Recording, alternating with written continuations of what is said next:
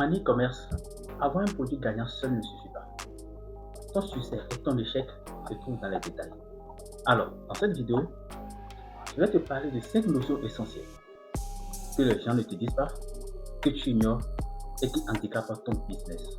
Il s'agira alors d'une première série d'enseignements, oui, parce que j'en ai rédigé jusqu'à 3 séries pour vous. Il s'agira ici d'une première série d'enseignements qui vont alors te permettre en tant que e-commerçant, surtout débutant, d'avoir une fondation solide et pérenne pour ton business. Alors, si c'est la première fois que tu me retrouves, je suis Roland Alodé, je suis e-commerçant et gestionnaire d'entreprise et mon rôle est alors d'aider des jeunes Africains tout comme moi à avoir des business rentables sur Internet sans compétences préalables et surtout avec un petit capital. Alors, avant de commencer, laisse-moi te dire que les 2 dernières notions que nous allons aborder dans cette vidéo sont les plus importantes. Et je t'assure que tu n'as pas intérêt à les manquer. Et surtout, reste jusqu'à la fin de cette vidéo parce que j'ai une bonne surprise pour toi à la fin. Je vais alors te demander tout de suite de t'abonner à la chaîne, active la cloche de notification et surtout, laisse-nous un petit cœur sur cette vidéo et partage la vidéo avec un ami à toi. Quelqu'un en aura sûrement besoin. Alors, sans plus tarder, commençons avec la première notion. La première notion que nous allons aborder, ou je dirais la première erreur dont on va parler, est de ne pas vendre des produits que vous aimez. Vendez plutôt les produits dont votre marché cible a besoin. Votre produit gagnant doit régler un problème ou doit répondre à un besoin très fort. L'erreur que beaucoup commettent, même des fois sans le savoir, c'est de choisir un produit que nous jugeons très important sans avoir pris la peine de vérifier les caractéristiques d'un produit gagnant. Ce produit que vous sélectionnez doit d'abord être indisponible en magasin. Il faut que ce soit un produit qui donne un effet waouh. Voilà. Un produit qui apporte plus de satisfaction que le prix que le client aura à donner. Il faut que ce soit un produit qui respecte le pouvoir d'achat de votre marché cible. Et pour cela, il faut que vous preniez le temps d'étudier le besoin de votre marché cible. Et sans ça, vous pouvez avoir un produit, mais vous n'aurez pas de vente. L'autre critère qu'il faut jamais oublier, on dit souvent, ce n'est pas à la vente qu'on se fait des bénéfices. C'est à l'achat qu'on se fait des bénéfices. Vous devez trouver un produit qui vous apporte une marge bénéficiaire très importante. Moi, je dis souvent à mes élèves de trouver quand même un produit qui a une marge bénéficiaire au moins supérieure à 50%. Il faut que l'objectif que vous cherchez à atteindre soit plus de marge bénéficiaire. Et aussi, n'oubliez pas, il faut que ce soit un produit léger. Parce que si vous devez faire de l'importation et vous allez être facturé en fonction du kilo, il faudrait que ce soit un produit léger qui apporte plus de marge bénéficiaire pour alors vous permettre d'importer assez. L'astuce qu'il faut utiliser pour pouvoir trouver les produits gagnants, je peux toutefois vous recommander d'utiliser Google Trends. C'est très important, ça marche toujours. Utilisez aussi la bibliothèque publicitaire de Facebook et surtout utilisez les vidéos qui parlent souvent des meilleurs produits des best-sellers de Amazon. Voilà un troisième critère que beaucoup ignorent, beaucoup d'e-commerçants africains ignorent. Ils disent souvent que Amazon ce n'est pas un site que beaucoup d'Africains exploitent, mais malheureusement, c'est un site qui les fait rater assez d'opportunités parce qu'il y a tellement de produits gagnants qui sont publiés chaque jour sur ces sites-là. Et l'autre possibilité que vous pouvez utiliser, c'est de toujours aller sur les grandes plateformes comme Alibaba, AliExpress et d'aller voir les meilleurs produits qui ont été vendus dans la semaine. C'est très important de le faire. La deuxième notion que nous allons aborder concerne alors le marketing et la fiche produit. Vous devez savoir que la fiche produit n'est pas un catalogue. C'est un vendeur 24 heures sur 7. C'est un vendeur 24 heures sur 24. Les gens ne lisent pas, ils scannent.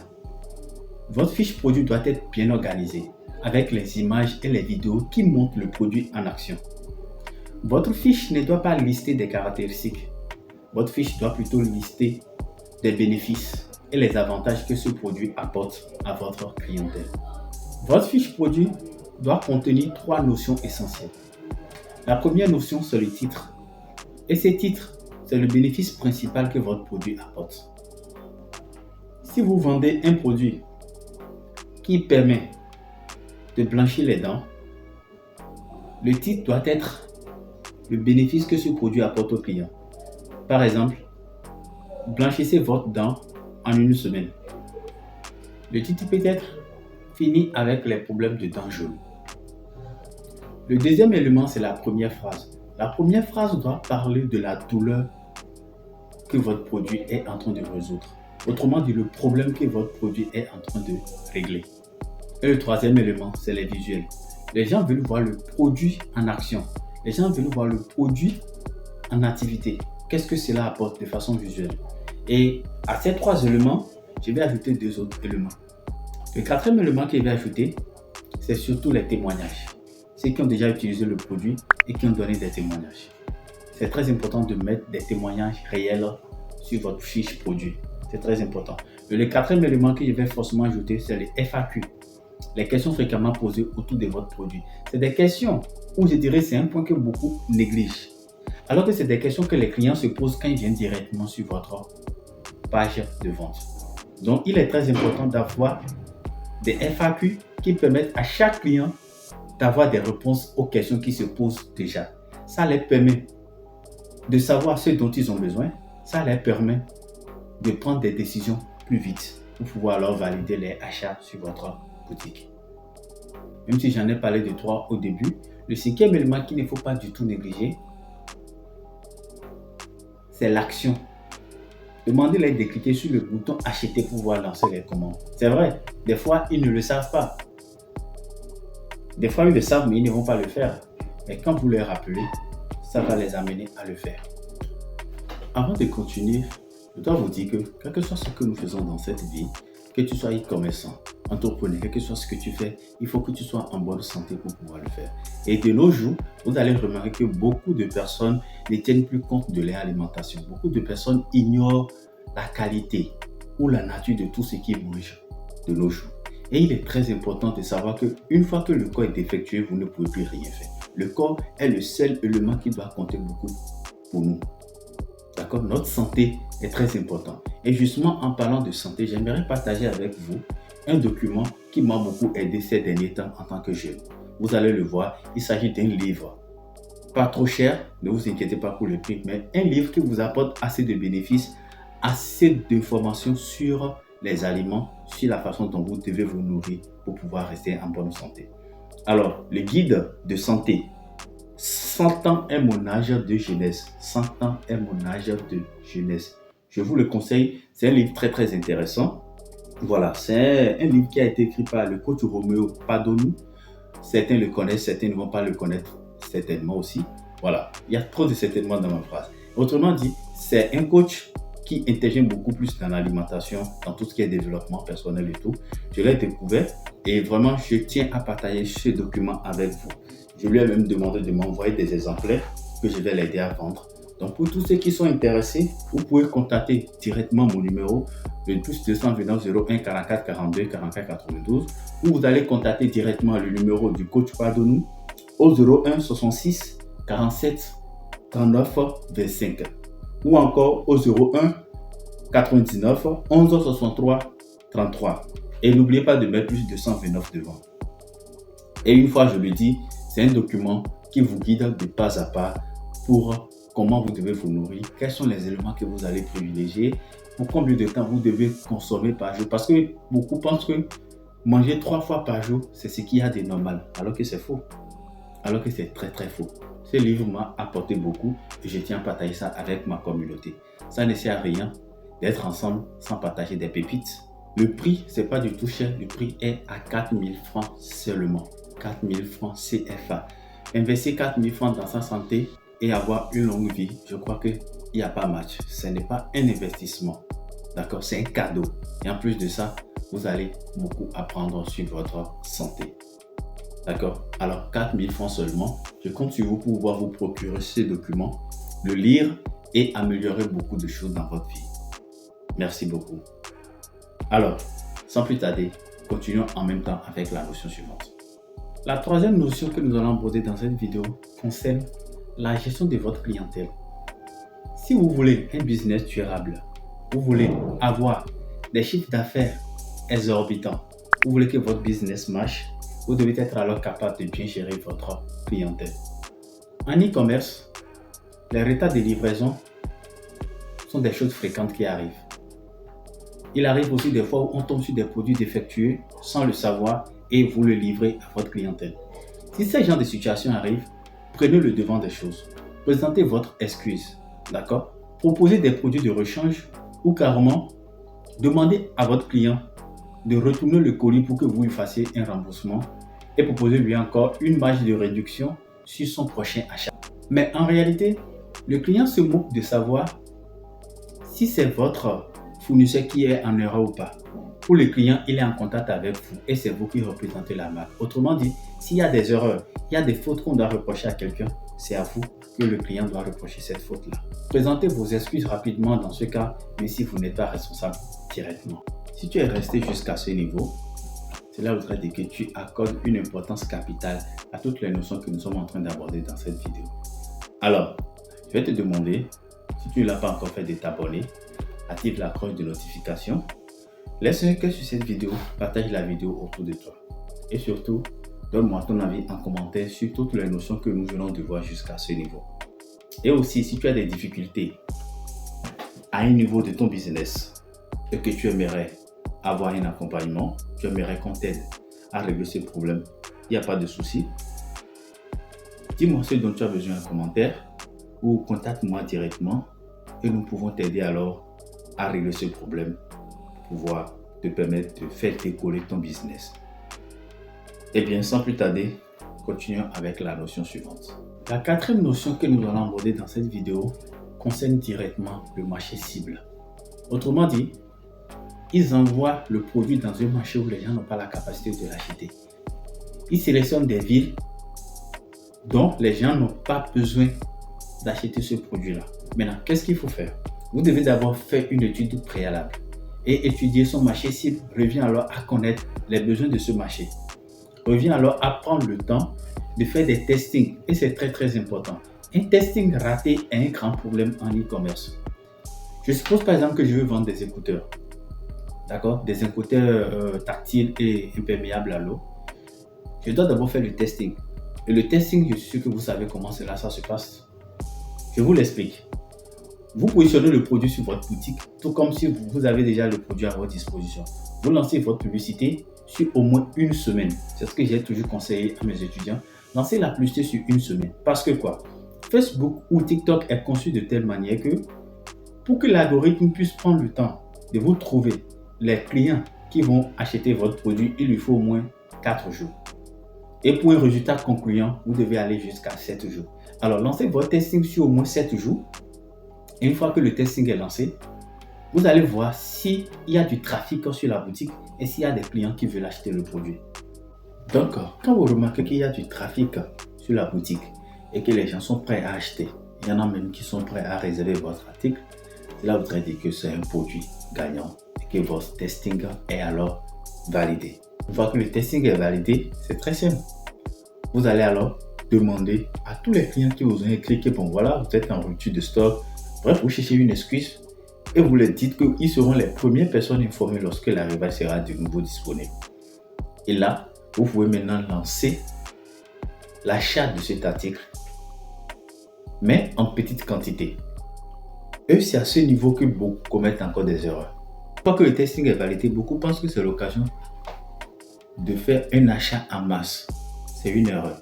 Si pendant votre testing, vous remarquez au moins que vous avez 20 personnes qui sont intéressées, ou peut-être vous avez 40 personnes qui sont intéressées par votre article, donc je conseille à mes étudiants souvent de commander au moins 30 au lieu de 10. Vous réduisez de 10%. Et lorsque les 30 seront là, vous allez maintenant lancer une campagne de retargeting, c'est-à-dire vous allez déjà écrire à tous ceux qui ont voulu déjà réserver pour pouvoir libérer ce que vous avez acheté. Et si malheureusement ça restait, vous allez encore lancer à nouveau une publicité. Maintenant, la question que les gens se posent, c'est comment faire plusieurs testings à la fois. Et si vous le souhaitez, je peux vous faire une vidéo qui va vous expliquer comment vous pouvez tester plusieurs articles à la fois et ne pas perdre votre temps à tester un article l'un après l'autre. Il est très important de ne pas biaiser ce processus de testing. Pas du tout. Une fois que le testing est validé et que vous savez exactement ceux qui sont prêts à acheter votre article, cela voudrait dire que vous avez une idée précise de votre cible. Vous avez une idée précise de son pouvoir d'achat, parce que s'ils veulent acheter l'article, cela voudrait dire qu'ils ont les moyens nécessaires, les moyens financiers à disposition pour pouvoir alors se procurer votre article. Généralement, je conseille à mes étudiants de ne pas vendre des articles qui dépassent déjà 25 000 francs ou 20 000 francs déjà. 25 000 francs, c'est la limite, surtout quand vous êtes débutant. Parce que quoi? Dans un pays où le SMIC d'un salaire est pratiquement à 54 000 ou bien 55 000 dans certains pays, vous ne pouvez pas demander à quelqu'un de prendre la moitié de son salaire pour aller acheter un article. Tu crois en ligne où les gens ont toujours des doutes sur des achats en ligne. Donc du coup, le testing vous permet d'avoir une idée précise de votre marché et de savoir s'ils ont les moyens pour pouvoir alors acheter votre produit.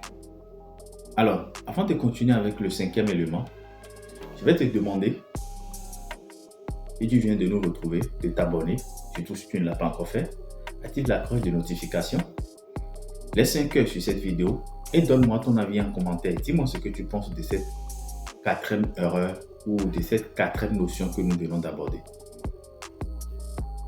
Sans plus tarder, commençons avec la 5e notion, la toute dernière notion. Alors, si tu es resté là jusqu'à la fin, ne t'inquiète pas, j'ai une surprise pour toi. La 5e et dernière notion que nous allons aborder dans cette vidéo est une notion que beaucoup négligent d'ailleurs parce que pour eux, c'est sans importance. Au contraire, tout à l'heure, vous allez remarquer que sans cette notion, vous perdez des clients sans vous en rendre compte. Parce qu'aujourd'hui, les gens veulent acheter en toute confiance. Les gens veulent acheter chez des gens qui les donnent des garanties qui ne sont pas de fausses personnes, qui ne sont pas de faux profils et qui sont vraiment réels. Je veux parler notamment des 4 pages légales pour pouvoir alors éviter les problèmes sur votre boutique si vous êtes e-commerçant. Les 4 pages légales obligatoires qui doivent se retrouver sur votre boutique. La crédibilité et la légalité sont forcément la base du e-commerce. Tu ne dois pas négliger cela. Celui qui ne te connaît pas et qui veut faire un achat sur toi, celui qui ne t'a jamais vu mais qui veut quand même envoyer son argent et faire un achat chez toi, tu dois lui montrer qu'il est en toute confiance et que tout se passe en toute légalité. La première page, c'est la mention légale. Autrement dit, toutes les informations sur ton entreprise. Le nom de ton entreprise, l'adresse, le contact, voilà, le service client à contacter en cas de problème. Surtout en Afrique, les gens ils ont d'abord du mal à faire confiance aux e-commerçants. Ils ont d'abord du mal à faire des achats en ligne. Eh bien, vous finissez par réaliser une boutique sans laisser des informations qui prouvent que vous êtes fiable et que votre entreprise est légale. D'autant plus qu'en République du Bénin, par exemple, le gouvernement a légalisé les e-commerce et a demandé à tous ceux qui sont e-commerçants de venir s'enregistrer de façon légale. Eh bien, toi qui es dans cette section et qui prend le temps de mettre les informations légales de ton entreprise sur ta boutique, cela prouve réellement que ce que tu fais est de qualité et que tu es une personne fiable. Ça donne plus de confiance à tes clients. Le deuxième élément, c'est les conditions générales de vente, le CGV. Et cela doit parler de toutes les conditions générales de transaction, le prix, le paiement, le délai de livraison. Est-ce que avec toi, la transaction se passe de façon fiable? Est-ce que tu proposes des moyens de paiement fiables qui permettent à tes clients alors d'être en sécurité quand ils font les paiements chez vous? Et cela prouve effectivement que votre boutique est légale. Si c'est du paiement à la livraison que vous proposez, c'est à ce niveau qu'il faut le mettre. C'est sur cette page qu'il faut le mettre. Si vous acceptez les paiements par Momo, pas virement bancaire, et même si c'est paiement à la livraison, le client aura la possibilité de payer par Momo, par virement bancaire ou de manière directe, c'est-à-dire il peut payer en espèces. C'est là-bas que vous mettez toutes ces informations. Cela permet au client de se préparer en conséquence.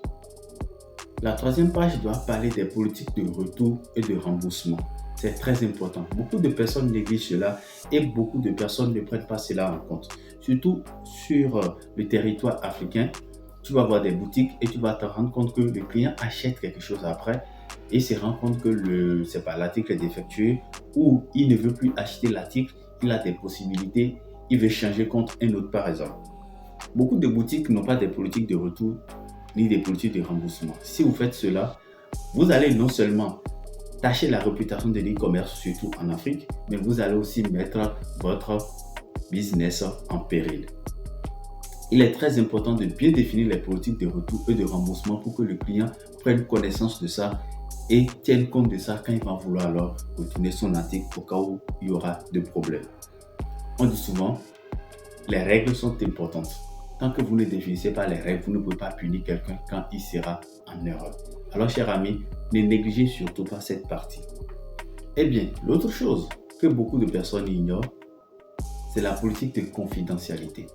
Comment vous exploitez, comment vous traitez les données que vous collectez chez les gens. Les données, quand il dit les données, c'est notamment le numéro de la personne, tu auras l'adresse IP de la personne. Quand quelqu'un vient sur ta boutique, il y a des informations générales que tu auras sur le téléphone de la personne, l'adresse IP, dans quel pays tu as contacté, dans quelle région et tout. Donc, dans votre politique de confidentialité, vous devez montrer aux gens comment vous utilisez ces données que vous collectez sur eux, parce que c'est des données très très sensibles. Et chaque boutique en ligne tient compte de ces données-là. Chaque boutique en ligne a la capacité de collecter ces données-là auprès de tous les clients qui viennent sur la boutique. Et donc, mettez en place une politique de confidentialité qui rassure votre public et qui les montre effectivement que vous n'allez pas utiliser ces informations à des fins négatives. D'accord? Vous n'allez pas utiliser ces informations à des fins négatives et que vous allez les protéger. Maintenant, si tu lances tes publicités et que tu remarques qu'il y a des trafics, mais que personne ne veut acheter ton article ou il n'y a pas d'ajout au panier, c'est là où vous êtes sûrement qu'il y a un problème. Et le problème ne vient pas forcément de ta créative, le problème ne vient pas forcément de ta publicité, le problème peut venir de ta boutique. Et je vais te montrer 3 éléments ici dans cette vidéo que tu dois vérifier pour pouvoir alors éviter ces genres d'erreurs désormais. Le premier élément, c'est le taux d'ajout au panier. Si ce taux d'ajout au panier, le ATC, est inférieur à 5%, c'est là où vous allez dire clairement qu'il y a un problème au niveau de ta fiche produit où les gens n'arrivent pas à comprendre exactement quelle est la fonction de ton produit, bien quel est le bénéfice que ce produit apporte à leur quotidien. Le deuxième élément, c'est le taux de passage à la caisse, c'est le check-out. Autrement dit, combien de personnes sont prêtes à acheter ton article? Et si tu remarques que tu n'as pas de vente, les gens ne sont pas prêts à payer, c'est là où voudrait dire qu'il y a un problème au niveau au niveau du prix de ton article. D'accord? Ou carrément, il y a un problème au niveau de la politique de retour où les gens n'ont pas encore confiance en ton article.